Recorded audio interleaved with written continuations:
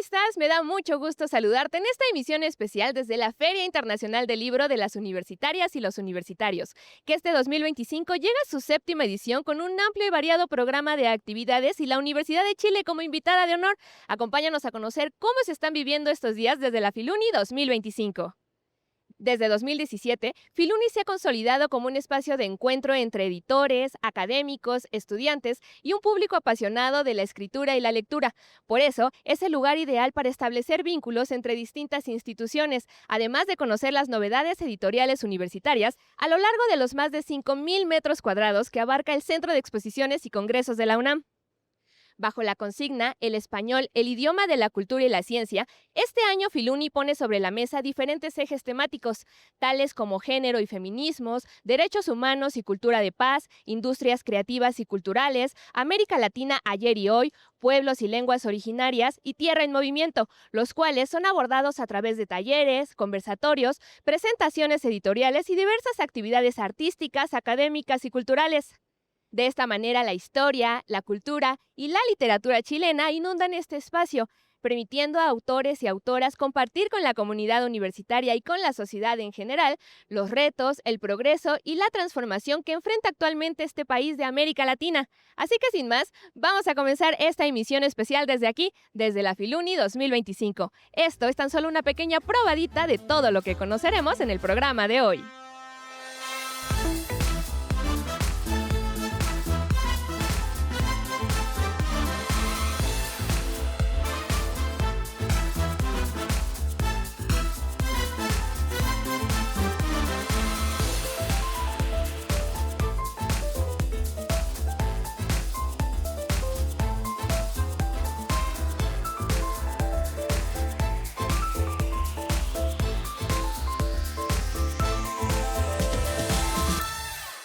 Año con año, el Centro de Exposiciones y Congresos de la UNAM se vuelve toda una fiesta literaria para las universitarias y los universitarios, un punto de encuentro entre editores, escritores y lectores en un ambiente de creatividad, ideas y pasión por la lectura.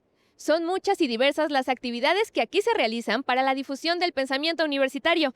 Vamos a ver cómo han vivido los asistentes estos días en la Filuni. Beto nos adentra en el corazón de esta fiesta literaria.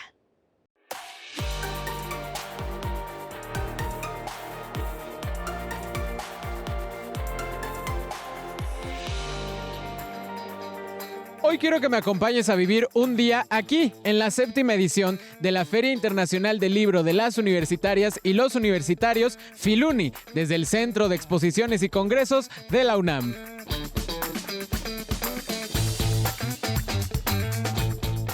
Desde el martes 26 comenzaron las actividades de un evento en el que la literatura toma los reflectores centrales.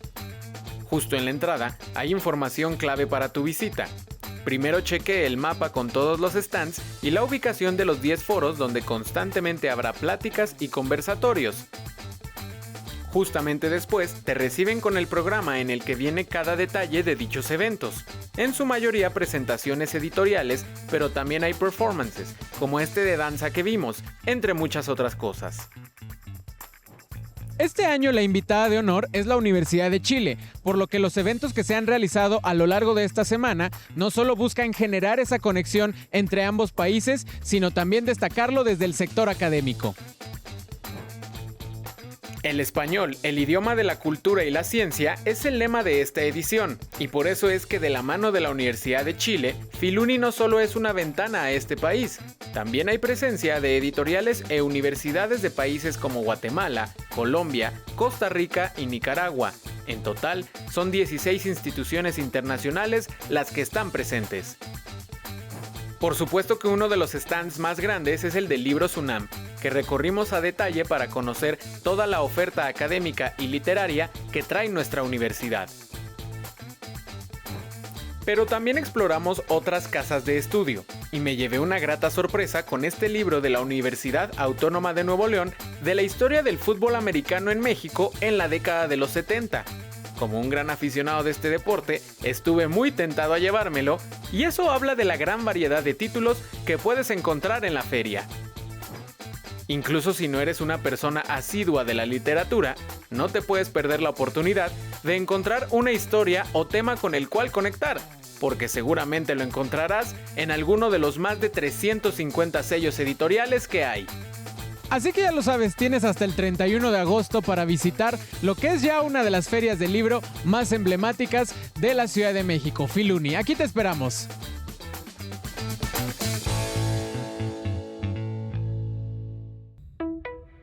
En esta edición de la Feria Internacional del Libro de las Universitarias y los Universitarios, la figura de la escritora chilena Gabriela Mistral ha cobrado un rol central para honrar a una de las poetas más destacadas del siglo XX, quien recibiera el Premio Nobel de Literatura en 1945.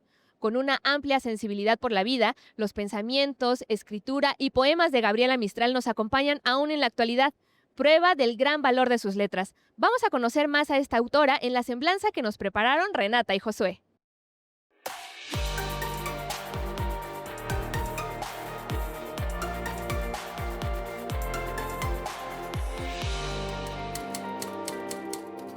Yo no quiero que a mi niña la vayan a hacer princesa, con zapatitos de oro, como juegan las praderas. Y cuando llegue la noche a mi lado no se acuesta. Yo no quiero que a mi niña la vayan a hacer princesa. El corazón de Gabriela Mistral pertenecía a la poesía, mientras su mente vagaba por el mundo. Ambos le permitían nombrar sus intereses más grandes: las infancias, la educación y la justicia social. Nacida el 7 de abril de 1889 en Vicuña, ciudad del norte chico de Chile, Lucila Godoy Alcayaga fue hija de una modista de oficio y un profesor, pero no fue él quien inspiró su interés por la enseñanza, sino su hermana Emelina Molina. De ahí que a los 16 años inició su carrera docente como ayudante en la escuela de la Compañía Baja. El ejercicio docente ocurría en paralelo al desarrollo de la producción poética. Su primer gran éxito literario llegó cuando obtuvo la más alta distinción en los Juegos Florales de Santiago en 1914, una antigua celebración organizada por la Sociedad de Artistas y Escritores de Chile, por sus sonetos de la muerte. A partir de entonces comenzó a utilizar el seudónimo de Gabriela Mistral en honor a dos de sus grandes poetas favoritos, Gabriel D'Annunzio y Frédéric Mistral. La relación con México inició en 1922, cuando fue invitada por el ministro de Educación, José Vasconcelos, a colaborar en la reforma educacional y la creación de bibliotecas populares. Así nació el proyecto de escuelas rurales en todo el país.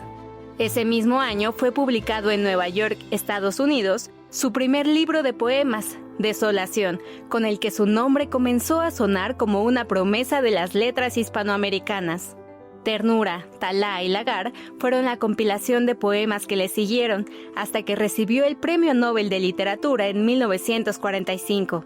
Destinó las ganancias de esta distinción a los niños sin recursos que vivían en el Valle de Elqui, en Chile.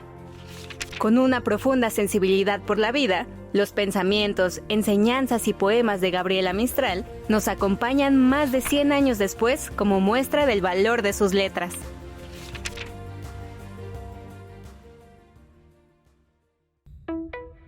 Con la Universidad de Chile como invitada de honor, muchas de las actividades de la Filuni han estado enfocadas en compartir más de su cultura. Este encuentro entre México y Chile nos ha permitido darnos cuenta de las distintas similitudes que tienen estas naciones y de que las y los universitarios tienen gustos muy enfocados en este país de América Latina.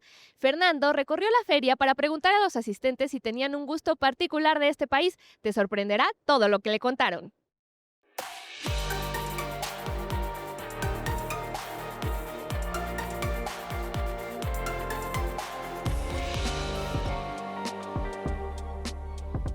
Me encanta demasiado, es la serie o el programa 31 minutos, sí.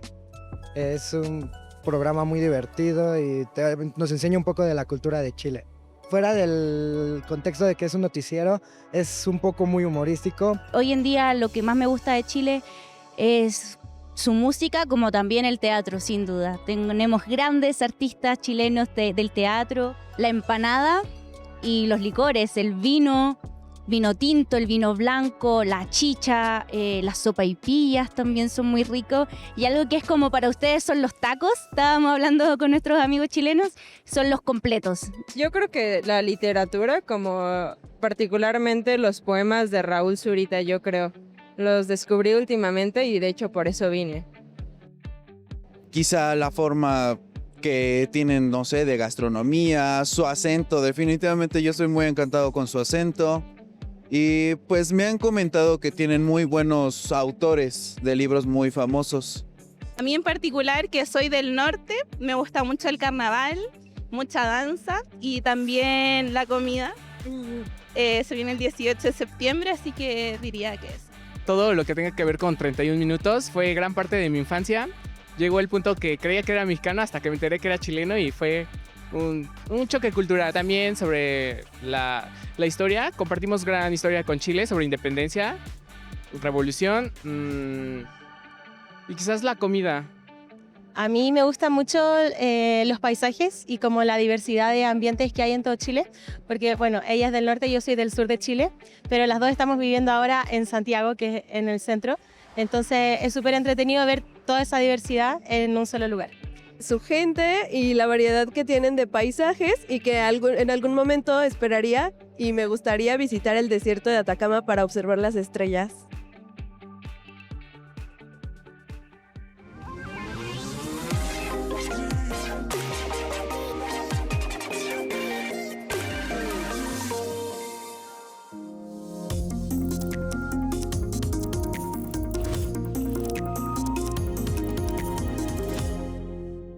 Además de las grandes figuras que la literatura chilena ha dejado a lo largo de los años, actualmente una nueva generación de escritores y escritoras se encuentran marcando referencia en la literatura hispanoamericana, explorando temas como la diversidad, la migración y el territorio. Tal es el caso del joven escritor chileno Emilio Gordillo, con el que hoy tenemos el gusto de platicar. Emilio, muchísimas gracias por estos minutos que nos brindas. ¿Cómo estás? Hola Viridiana, ¿cómo te va? Muchas gracias por la invitación.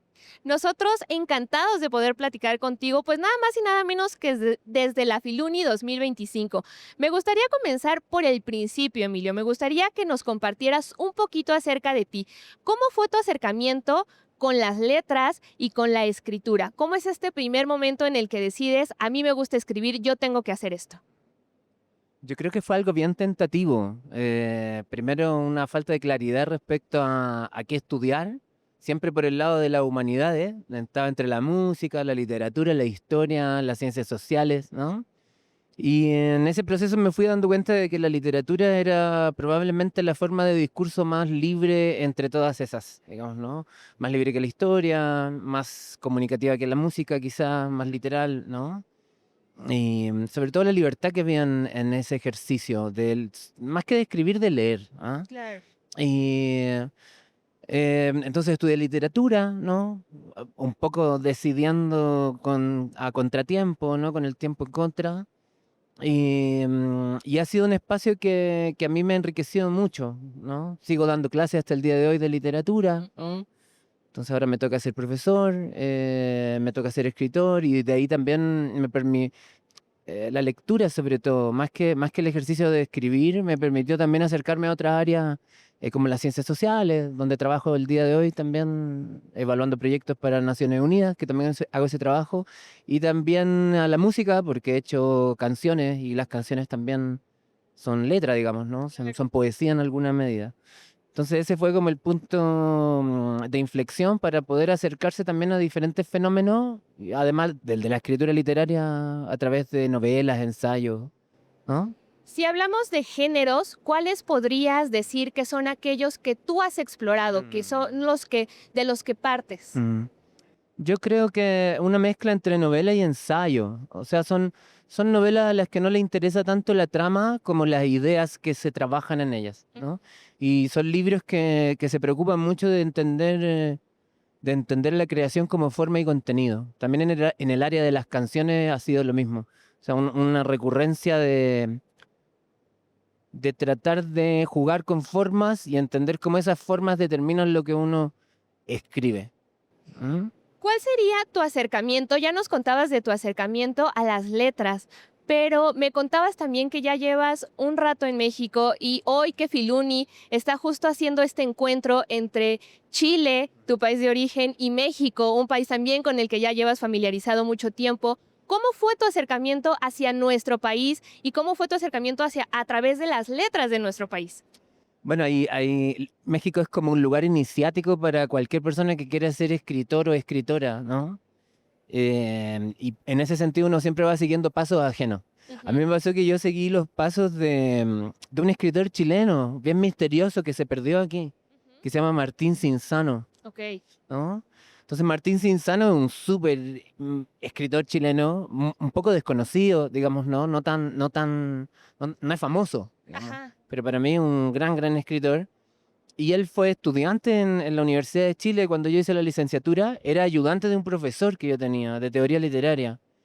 Y él de alguna manera es de la misma generación que Zambra, Bizama, que Roberto Contreras, participó en unos talleres ahí donde se formaron estos escritores, y él era como un poco el más renegado de ese grupo, pero un tipo tremendamente capaz. Y él era muy lector de Bolaño. Ujú. Entonces yo recuerdo el profesor nos revisaba nuestros exámenes, los revisaba él. Y él nos ponía las anotaciones en los trabajos de primer año. Y yo recuerdo con mucho cariño sus observaciones en esos trabajos, que eran muy generosas, pero siempre recomendándonos lecturas, ¿no? Y entonces yo llegué un poco a Bolaño gracias a esas recomendaciones suyas. Y él se vino a México antes que yo. Y yo un poco me vine encurioseado Siguiéndolo. por él, ¿no? Por su forma de mirar, más que por él como persona, como por su perspectiva y su curiosidad respecto a este lugar. Como que veía él acá y por qué le gustaba tanto Bolaño en ese sentido, ¿no? Que también es un escritor súper amante y entusiasta de México y de la gente de México, sobre todo, ¿no? Bolaño dice, no me toquen a los mexicanos. Hay textos, ensayos donde lo dice, no me vengan a tocar Ajá. a los mexicanos porque hay una riqueza aquí cultural hecha de diversidad, digamos, de tiempos distintos, de formas distintas de vida que son muy difíciles de encontrar, yo creo, en el mundo actual, ¿no? ¿Y cómo fue justo ese primer encuentro tuyo con México? Y a lo mejor, no sé si fue ya cuando llegaste acá o desde Chile, pero ese primer encuentro con autores o autoras de mexicanos y mexicanas que incluso a lo mejor también han marcado huella y que hoy en día son muy conocidos, pero que a lo mejor a ti te dejaron algo distinto. A mí me daba mucha curiosidad Mira, hay algo que es súper importante, yo creo que de remarcar en las relaciones entre la literatura chilena y mexicana. Y es que la literatura mexicana es mucho más institucional que la literatura chilena, pero es por una cuestión histórica. Sí. Es decir, México en su proceso colonial fue un virreinato en su gran mayoría, digamos, no todo el territorio, porque por ejemplo Sonora no lo era. Ujú. Y ese carácter virreinal genera ciertas instituciones, cierto ordenamiento, ciertas clases sociales, ciertas formas de acercarse a los fenómenos. Y en la literatura eso genera instituciones muy fuertes. En Claro. cambio, Chile fue una capitanía general, como Sonora, digamos, ¿no? Que era un territorio en donde no había ese tipo de administración, sino que mandaban militares españoles a pacificar, que era matar o violentar a indígenas belicosos muy aguerridos. En Chile los mapuches o araucanos y en México los yaquis, digamos, no en Sonora. Entonces, esa base material, digamos, hace que las literaturas chilenas y mexicanas compartan su carácter latinoamericano, pero también tienen diferencias muy grandes, ¿no? Yo siento que la literatura mexicana es más bien institucional y hay una riqueza en ello, y la literatura chilena es como más salvaje, digamos, ¿no? Por precaria también, Claro. porque hay condiciones materiales que son mucho más precarias. Claro. Piensa, por ejemplo, en el sistema de creadores que encuentra sus bases en el proyecto de Octavio Paz, digamos, ¿no? Que es el gran tema también de la novela de Bolaño, Los Detectives Salvajes, ¿no? Ujú. Este Octavio Paz que quiere fichar a estos dos escritores, ¿no? Uno chileno, otro mexicano, que son eco de escritores chilenos y mexicanos, y estos escritores se les escapan, ¿no? Claro. Eh, Porque justo compartimos de alguna manera algunas batallas, por así decirlo, o sea, los movimientos sociales que también se han creado, la migración entre personas, y todo esto lo vemos reflejado, como lo decía en la presentación, en estas nuevas generaciones de escritores y escritoras. Tú también lo has reflejado en tus textos. Yo creo que de una manera oblicua sí, pero por una cuestión de condiciones, porque me imagino que tú estás hablando de Indios Verdes, que es mi segundo libro, y que trata sobre la migración, pero también porque hay un fenómeno personal de la migración, que también yo soy muy respetuoso, porque uno en su condición de migrante no tiene el mismo estatus que un migrante que va de mojada a cruzar la frontera o de un centroamericano que llega a vivir a México, digamos, ¿no? Son condiciones totalmente distintas de la migración, ¿no? Entonces, con ese respeto, dicho sea, de paso, la condición migratoria a mí se me dio también por disfrute de este lugar. Ok. Y por también yo siento que mucho más que el sistema cultural, no, es que es muy complejo decir esto, porque hay un sistema cultural institucional, pero ese sistema institucional cultural mexicano necesita de la riqueza territorial, digamos, ¿no? Y hay un diálogo y muchas veces hay una utilización de eso también, ¿no? Como una especie de saqueo a esos espacios, ¿no? Un diálogo y una batalla, hay tensiones en ese espacio. A mí lo que más me interesó es cómo la literatura mexicana trabajaba con esas realidades locales, que a mí me tocó conocer también porque me ha tocado viajar mucho por México, no de turista, sino que conociendo comunidades indígenas, por ejemplo, personas de localidades de diferentes estados, y he conocido bastante este país, y siento que esa riqueza que se traslada a los textos, en realidad es una riqueza diversa que hay en la cultura y en las culturas y en las diversidades culturales de este país, ¿no? Y que justo se ven plasmadas en esta novela Indios Verdes, que me gustaría que de manera muy general nos contaras de qué va. Es decir, un poquito invitarnos para poder disfrutar de esta novela. ¿Qué te lleva a escribir Indios Verdes? Sí, es un libro dividido en 4 partes. La primera parte es el relato de alguien que recién llega a esta ciudad y no la entiende, ¿no? Es una exposición muy frágil, digamos, ¿no? La segunda parte es un ensayo a 4 años ya de vivir acá, ¿no? Bastante subjetivo. La tercera parte de ese libro es una ficción de cómo se construyeron las estatuas, ¿no? Entre el maestro Casarín, que es quien las hizo, y un indígena que es digamos, la persona que le ayuda a elaborar las figuras de estas estatuas, ¿no? Que son los indios verdes. Y la cuarta parte es una crónica. 9 años después de haber llegado acá, ¿no?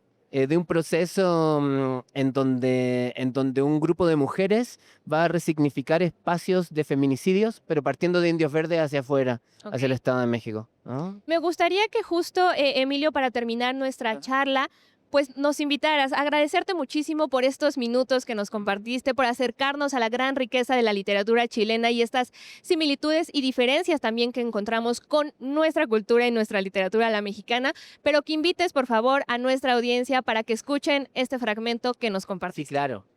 Bueno, les invito a escuchar este fragmento de Indios Verdes, que lo pueden encontrar en la web, ¿no? Es un texto gratuito de Conaculta, aunque es una versión incompleta. Eso. Muchas gracias. Pues nada, vamos a escuchar este fragmento, una parte tan solo de la novela de Emilio Gordillo, Indios Verdes, en voz del mismo autor.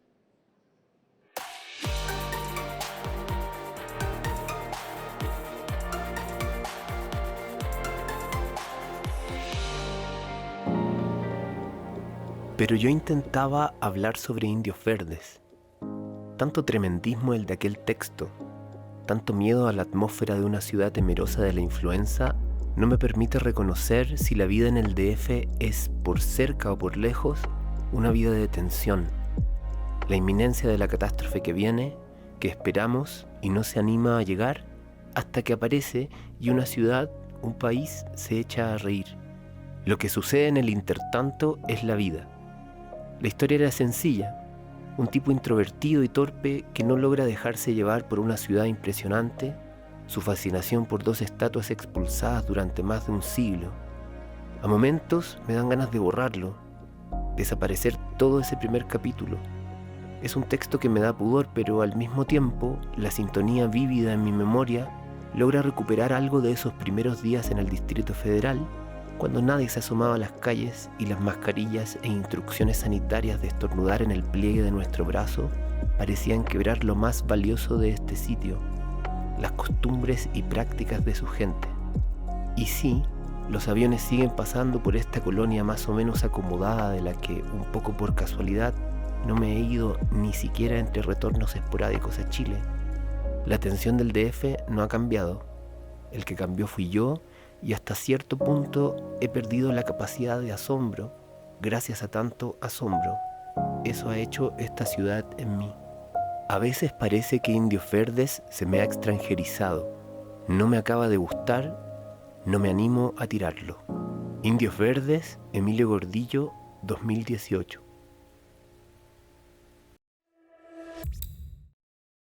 Y ahora vamos a conocer la revista Debate Feminista, una publicación universitaria que ha buscado ser un puente entre el movimiento y el pensamiento en torno a los estudios de género. Alma y Renata nos comparten más información.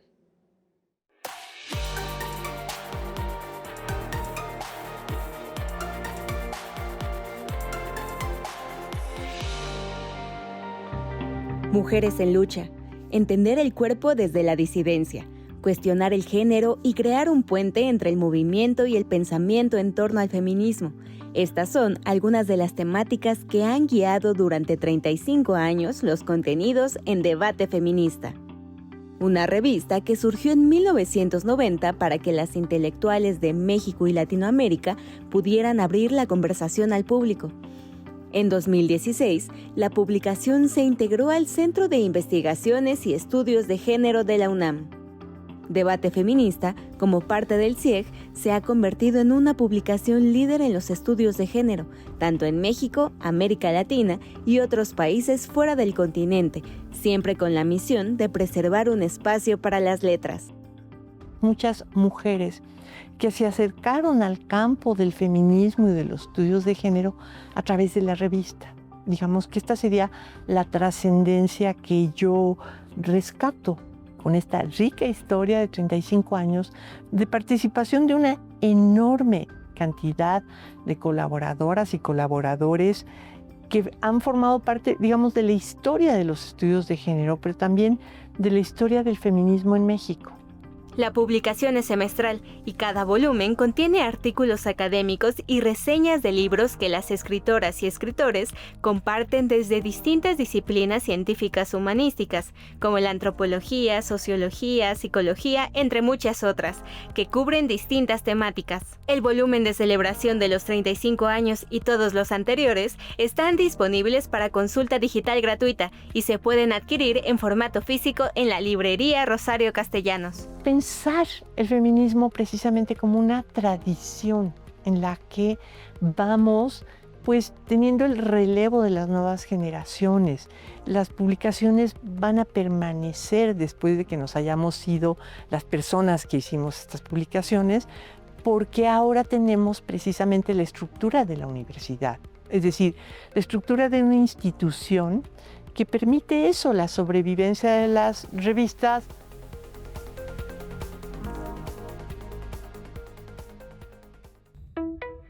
Estamos llegando al final de esta emisión desde la Feria Internacional del Libro de las Universitarias y los Universitarios, un espacio que celebra el amor por la lectura, la historia y la cultura. Aún estás a tiempo de visitar la Filuni y ser parte de sus distintas actividades en su 7ª edición, pero para que complementes tus planes y actividades del fin de semana, te dejamos con nuestra cartelera semanal.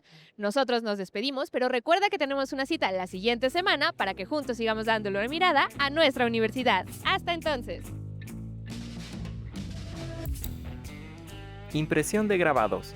Realiza el proceso de estampado de un grabado y descubre las técnicas tradicionales de intervención de papel mientras disfrutas de las instalaciones del Colegio de San Ildefonso.